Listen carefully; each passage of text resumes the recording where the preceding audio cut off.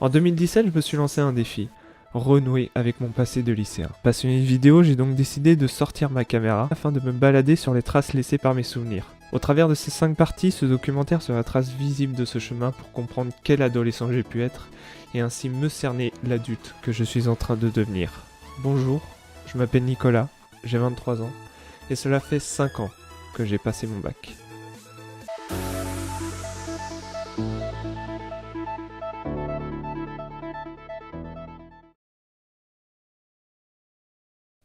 Adulte. Adjectif signifiant qui est parvenu au terme de sa croissance, à son plein développement, ayant pour deuxième sens qui fait preuve d'équilibre et de maturité.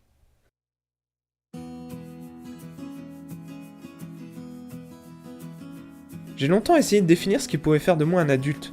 Est-ce mon comportement? Est-ce ma situation personnelle? Est-ce finalement l'image que les gens me renvoient? Rien de tout ça. Juste l'évolution de la perception que j'avais de moi, celle d'une personne qui donne vie à une partie de ses rêves en réalisant un documentaire.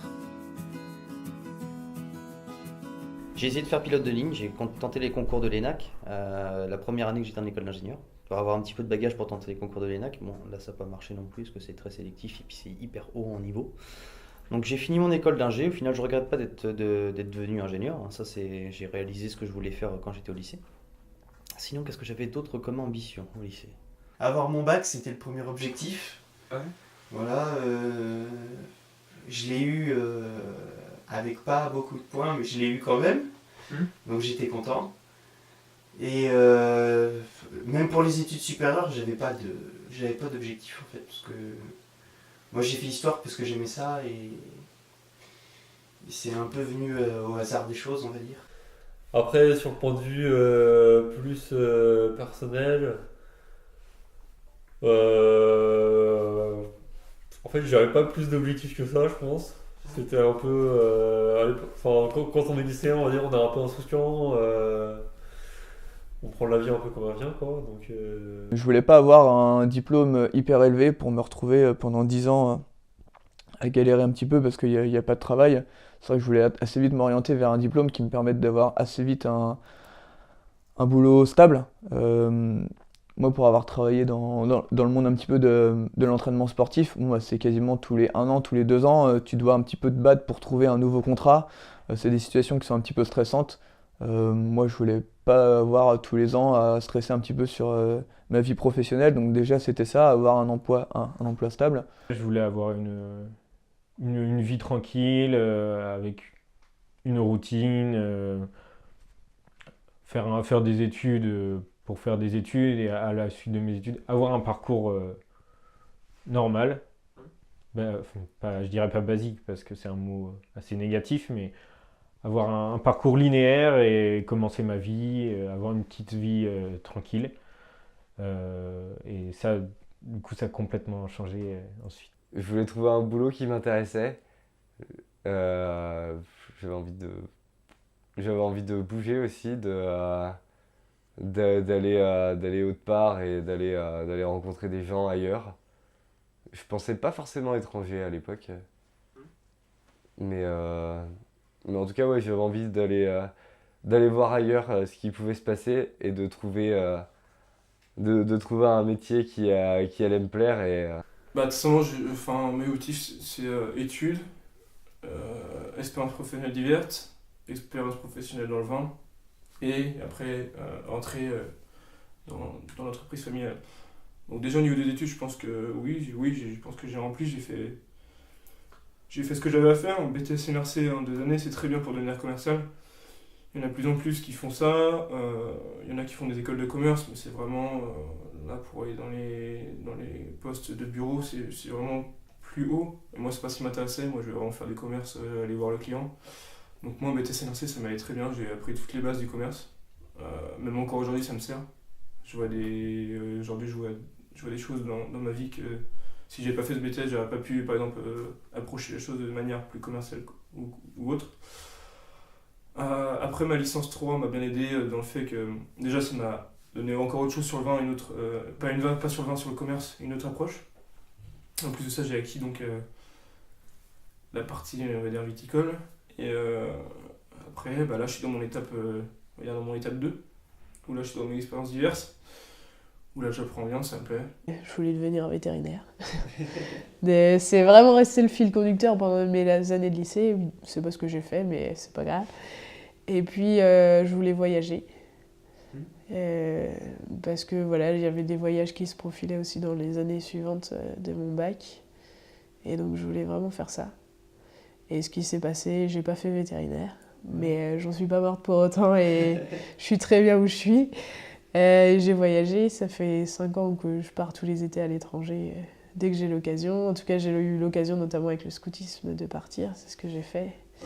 On était 4 filles, on est parti au Bénin pendant 1 mois. Et ouais, c'était vraiment mes envies du lycée en tout cas. Je voulais faire des grandes études. Je pense. Je pense que ça c'était à peu près net dans ma tête. Mais la manière et pour faire quoi, j'en avais aucune idée. À la sortie du bac, j'en avais aucune idée. De toute façon, le fait d'intégrer une classe prépa en sortant du bac, ça a dû intervenir 3-4 mois avant le bac, même pas. Mes rêves, c'était d'avoir une situation dite parfaite, comme on peut penser, un chez-soi, une femme qu'on aime, enfin tutti quanti. Mes désirs aujourd'hui, ils ont un petit peu évolué, notamment au niveau de mes objectifs.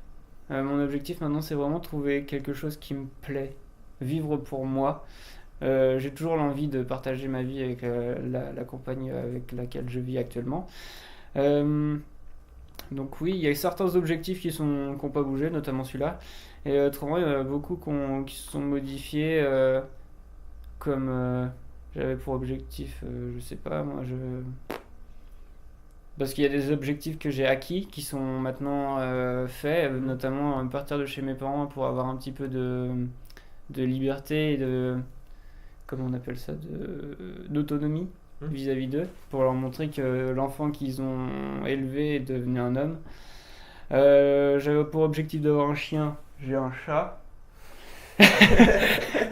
Et si, mon objectif principal, c'était de ne jamais me détourner de mes passions, qui sont le jeu vidéo et les super-héros. Ouais, je pense avoir quand même atteint l'objectif. Déjà, je pense avoir pris mon indépendance, même si bon, de temps en temps, j'aime bien revenir chez les parents pour voir les copains, tout ça, faire des soirées entre potes, c'est quand même sympa. Et après, oui, au niveau du jeu, je pense que je me suis quand même construit personnellement. D'une part, d'un point de vue, on va dire, savoir-être, au niveau de ma personnalité, etc. Une évolution, je sais pas. Une évolution, si, dans le sens où ils se sont affinés en fait. Au fur et à mesure, sortait du bac, on pouvait aller partout.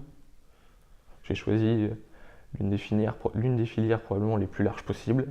Et puis au fur et à mesure, le champ se réduit, et puis ça arrive. Plus qu'une évolution, un affinement des objectifs.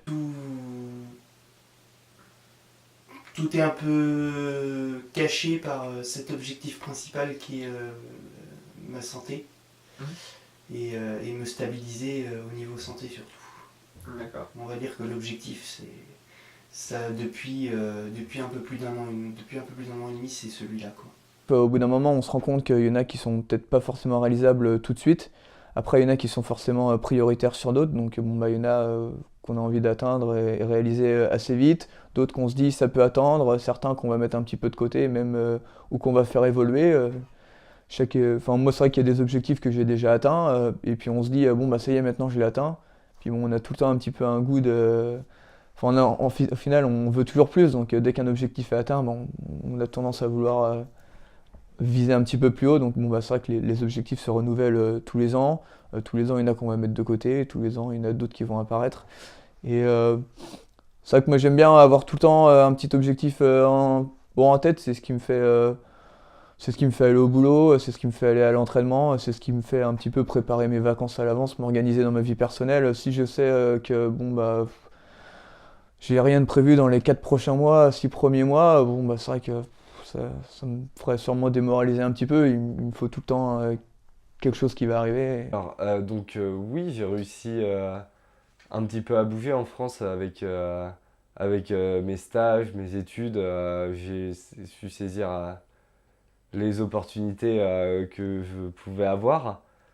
Donc, en partant en Savoie cette année ou régulièrement sur la côte vendéenne ou même dans le sud à Arles pendant quelques semaines. Au lycée, j'avais beaucoup de facilité, donc je bossais pas beaucoup. Alors que mon bac, je l'ai eu qu'avec 4 matières. Donc les autres, je n'avais rien à... C'est pas que j'en avais rien à faire, mais bon, ça me plaisait pas, donc je me donnais pas la peine. Puis quand on arrive en première année d'école d'ingénieur, on a l'habitude d'avoir 16 en maths et puis qu'on a 8. Bah là, on se rend compte que c'est pas si simple que ça, puis il faut bosser. Donc voilà, je me suis mis à bosser pendant 5 ans. Ça a été beaucoup de travail. Il faut savoir qu'une école d'ingénieur, c'est beaucoup de travail personnel. Mais une fois qu'on a pris le rythme, après, ça se passe tout seul.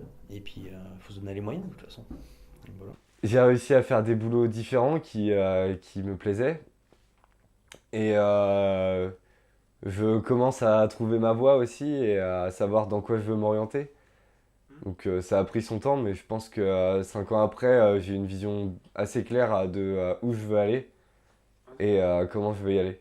Bah, au lycée, c'était pas du tout ce que... Parce que je faisais pas, à part le scoutisme, je faisais pas d'engagement associatif, j'avais pas rencontré des personnes vraiment différentes ou par voilà, les relations que j'avais au lycée. Et c'est dans les engagements associatifs que j'ai pu prendre sur Angers qui m'ont permis de me dire que c'est très intéressant de pouvoir découvrir, de s'intéresser à d'autres cultures, etc. Moi, ça me fait toujours... j'ai toujours trop... Enfin, j'aime beaucoup discuter sur des gens qui partagent d'autres cultures et de se rendre compte que notre culture, elle est imprégnée de certaines choses, qu'ils font pas les mêmes choses que nous, qu'on mange différemment, on fait des choses différemment, et c'est hyper intéressant aussi pour se rendre compte de comment nous, on peut vivre ce que nous, on préfère ou pas, pourquoi on le fait comme ça, etc. Et je trouve ça passionnant. Même si après, tu vois, par rapport à d'autres personnes de enfin, par rapport à d'autres amis d'enfance, etc., je suis pas forcément à un stade très évolué, niveau mariage, enfant, etc. Mais enfin, pour moi, c'est pas des objectifs à court terme pour l'instant. Je me vois pas encore marié, père, etc. C'est pas des objectifs à court terme, mais à plus long terme. On va revenir sur une question. Comment je me voyais à l'époque au lycée? Je me pensais pas cultivé au vu des personnes qui étaient au lycée. Et en fait, j'ai voulu me créer une propre culture. Alors, parce que quand je dis cultivé, je voyais que les gens parlaient de tout ce qui se passait dans le monde, de la politique, etc. Je me disais, mais pourquoi moi ça m'intéresse pas? Et en fait, je me suis rendu compte que je fonctionnais pas du tout comme ça et que j'avais d'autres centres d'intérêt que des gens trouveraient stupides. Donc voilà, je refais un lien. Petite parenthèse. Et donc, je me suis perdu. Mes mangas, donc ça m'a permis de me faire une culture personnelle, de m'ouvrir à une culture qui est le Japon. Et une autre passion, c'est con, hein, mais c'est le paysagisme. Enfin, j'aime être dehors, j'aime être au contact de la terre, de voir que je modifie. J'aime pas dire que je détruis pour reconstruire, mais que j'embellis, on va dire, ce qui m'est offert, la parcelle de terre qui m'est offert. Et que grâce à ça, c'est un cadeau que j'offre aux clients, même si il faut payer. Si tu veux, en économie gestion, j'aimais beaucoup l'économie, mais je m'y intéressais un peu en dehors des cours, sur Internet et tout ça. Et je trouvais que les cours qu'on m'apportait, c'était pas je te donne tous ces outils-là, c'est à toi de définir ta vision de l'économie que tu veux. Et voilà, on m'apportait plus ça c'est la vérité vraie, apprends ça et ce sera comme ça. Et moi je déteste cette façon de penser. Du coup j'ai été, on peut dire même en échec scolaire parce que j'ai détesté ça. Parce que l'économie c'est vraiment, suivant la personne qui le théorise, les effets et les causes seront totalement différentes. Du coup, j'ai vraiment été en porte-à-faux vis-à-vis de ça. Je me suis posé beaucoup de questions. Après, il y a la crise économique qui est venue. Je me suis beaucoup renseigné dessus. Le monde spéculatif, auquel, à la base, ça ne m'aurait pas du tout dérangé de faire partie, m'a totalement dégoûté. parce que à chaque fois c'est les mêmes qui s'en sortent et les mêmes qui subissent. Du coup, je me suis éloigné de tout ça. C'est vraiment ça un peu les éléments déclencheurs. Et ensuite, ma licence où j'ai continué en commerce et marketing du vin, je me suis retrouvé avec un produit qui me plaisait. Je faisais le scoutisme, c'était vraiment quelque part où je pouvais me retrouver. J'avais des amis, on vivait des aventures, puisque on est parti par exemple surveiller les feux de forêt à Marseille, faire des choses comme ça. C'était vraiment des aventures où je me disais là je suis bien et je fais ce que j'ai envie de faire, etc. Et au fur et à mesure, je pense que c'est les rencontres qui ont permis que je puisse toujours me sentir bien où je suis, en pouvant toujours être soutenue. J'ai fait pas mal de rencontres, notamment des migrants à Emmaüs, où j'ai des très bons amis que je revois encore. Ces rencontres-là, le scoutisme, qui au fur et à mesure a évolué, etc. J'ai rencontré des nouvelles personnes, mais ça m'a permis aussi de me dire là je suis bien. Et puis ça s'est orienté vers mes études, puisque d'être en relation avec les personnes comme ça amène un peu à l'animation, l'éducateur spécialisé, etc. Et c'est un peu ce fil conducteur là où je me dis ouais c'est cool. Ouais, ok, donc après mes objectifs aussi c'était d'arriver à mon projet. Donc comme je te disais, pas perdre d'année, c'était aussi arriver à mon projet le plus tôt possible. Mon projet qui est de reprendre l'entreprise familiale. Mais à côté de ça, je me suis mis pas mal d'étapes, pas mal d'échéances. Je vais pas y arriver tout de suite, je vais pas arriver dans le claquette mon doigt et dire je suis là, voilà, j'arrive. J'arrive, je prends le boulot, puis voilà, non. Je voulais vraiment avoir déjà des études bien consolidées, des expériences professionnelles aussi, dans tout secteur. Hein. Moi je prends tout. Et puis après, voir dans les 5-10 ans encore à venir par rapport à maintenant, ce serait mon projet futur, mais c'est pas non plus. C'est pas parce que maintenant c'est mon projet que dans quelques années ce sera celui-là. Je me mets pas non plus de barrières et de limites. C'est pas le but. Se questionner, c'est aussi poser les conditions de son bonheur. Se comprendre pour mieux intégrer ses conditions. Orienter avec minutie son itinéraire de vie. C'est très philosophique. La quête du bonheur. Je sais pas. Je saurais même pas comment définir le bonheur. Wow. Avec quel mot la quête de mon bonheur? Pour arriver à ce bonheur, déjà persévérance, confiance. Et puis voilà, faut avoir confiance en toi, faut y aller, quoi, faut le vouloir.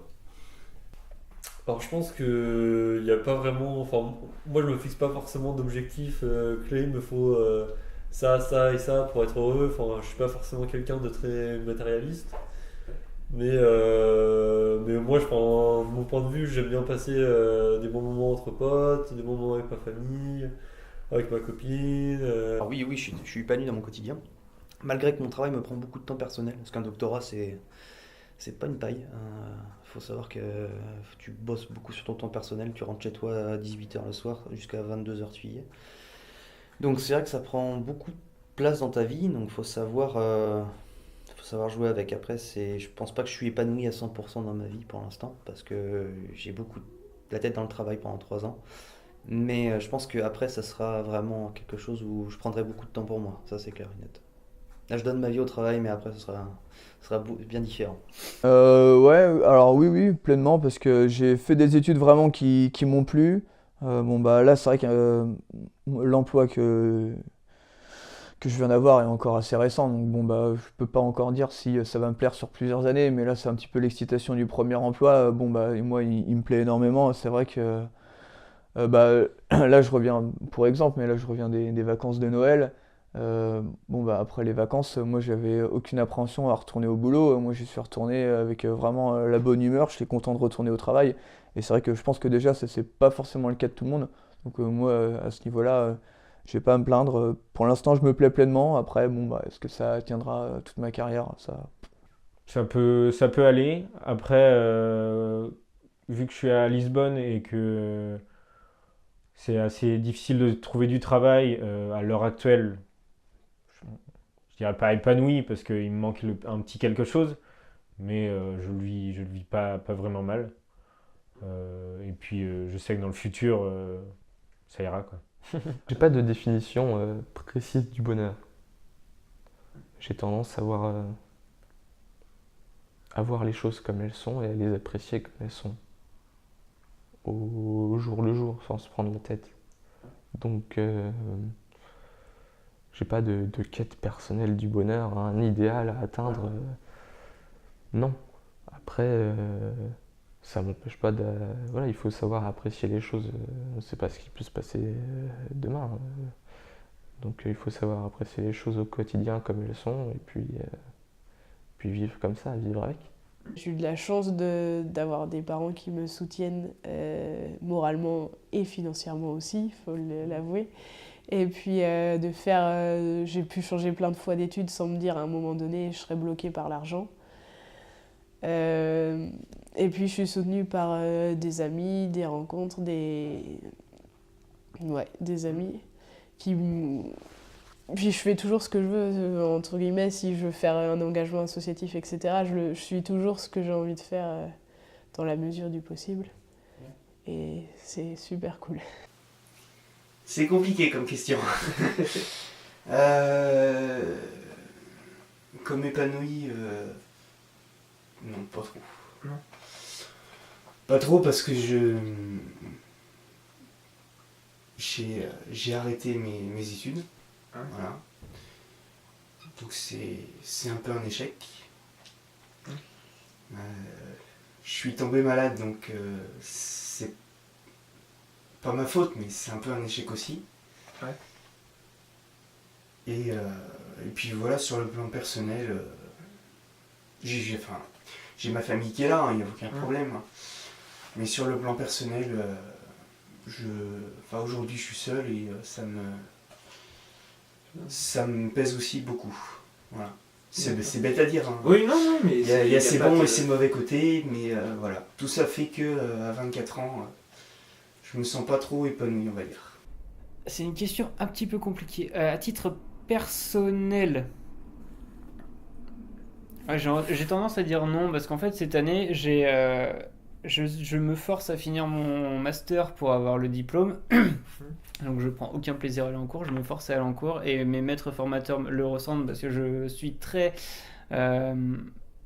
électrique avec eux, on va dire, sur des notions, parce qu'en fait je veux plus être enseignant parce que je ne suis plus du tout en accord avec l'éducation nationale et les principes, et j'ai quelques altercations avec mes maîtres formateurs. Le travail de Speedburger, bien qu'il soit formateur, ne me plaît pas. On dit qu'il n'y a pas de sous-métier, mais c'est pas un métier c'est pas un métier, comment dire, que très j'ai pas le mot, très gratifiant, on va dire, aux yeux des autres. Et je voudrais avoir une situation stable avec un métier qui me plaît, parce que j'arrive à 24 ans, c'est quelque chose que je pense qu'on espère tous avoir à cet âge-là. Et épanoui dans mon quotidien personnellement, oui. Épanoui dans mon quotidien professionnellement et scolairement, on va dire encore non. Ça passera beaucoup par l'amusement, par la bonne humeur et par les personnes qui t'entourent, qui doivent aussi, à mes yeux, m'apporter ça. Et voilà, si on est heureux avec les gens avec qui on est, c'est un prérequis indispensable au bonheur. On ne pourra pas tous être astronautes ou médecins sans frontières, et ça, bon, c'est des rêves de gamin, mais très vite, faut être un petit peu lucide et se dire, qu'est-ce que moi vraiment je peux faire, qu'est-ce que j'ai envie de faire, à quel point est-ce que je suis capable de me donner les moyens de faire tel ou tel métier. Ça a été beaucoup de réflexion, moi je pense, et aussi beaucoup d'informations, parce que on n'est pas forcément informé de toutes les filières qui existent, tous les métiers qui existent. C'est vrai que je pense que c'est aussi pour ça que la plupart des enfants maintenant, il y en a encore énormément qui vont reprendre une des voies que leurs parents ou leur mère leur papa ou leur maman ont pris. C'est vrai qu'on manque, je pense, beaucoup d'informations sur tous les métiers qui existent et toutes les filières. Et après, je pense que le lycée m'a bien aidé à ce niveau-là, à me dire, qu'est-ce que je peux faire et qu'est-ce qu'il est possible de faire. Donc c'est à cette période-là, là, 18-20 ans, qu'a été un petit peu la clé. C'est-à-dire que chercher qu'est-ce que je peux faire plus tard, essayer. Bon, je fais un stage, bon, en fait, ah non, je pourrais pas être toute une journée debout, ou alors au contraire, je pourrais pas être toute une journée assis. Ça, c'est des choses auxquelles on pense absolument pas hein, quand on voit le métier.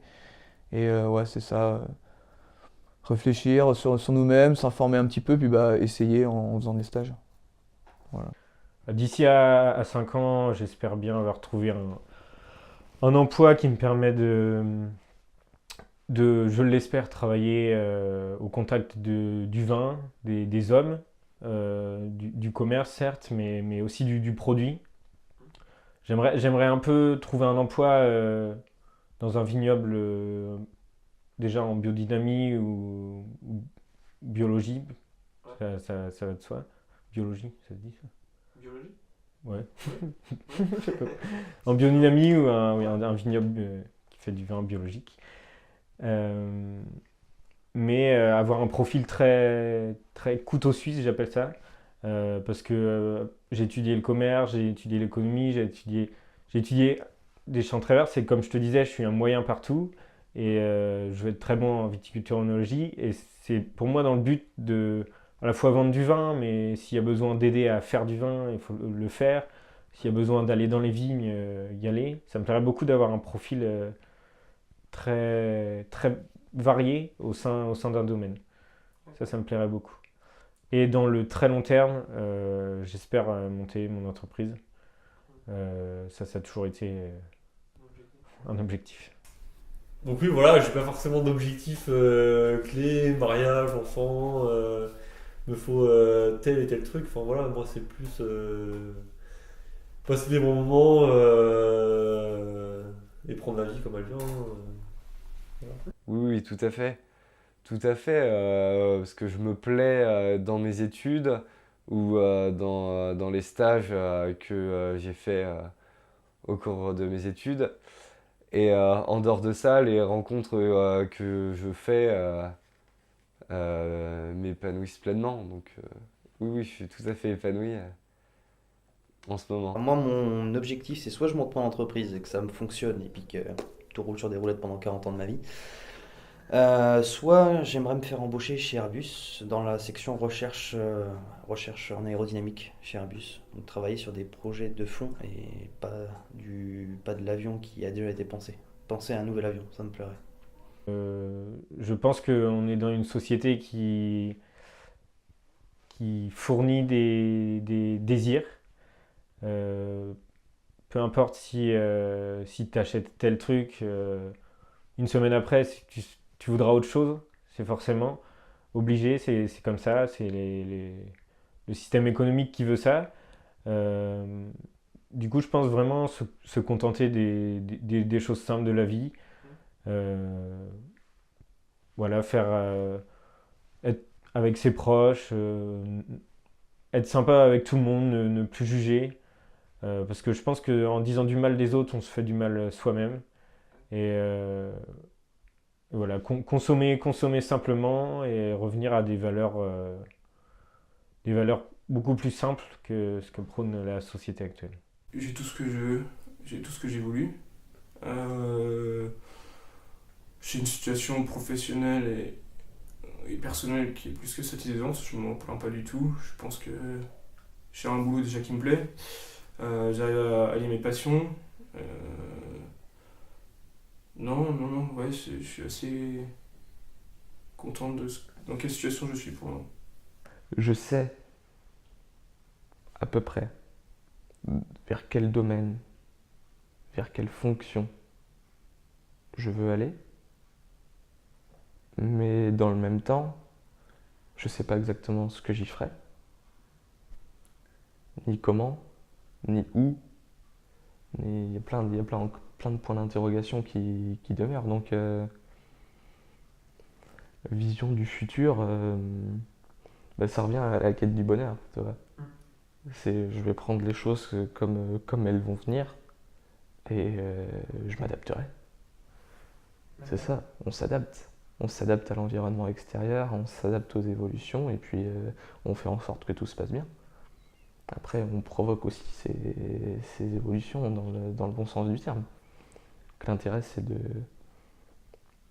tout mettre, de tout faire en sorte d'y arriver, de tout faire pour y arriver.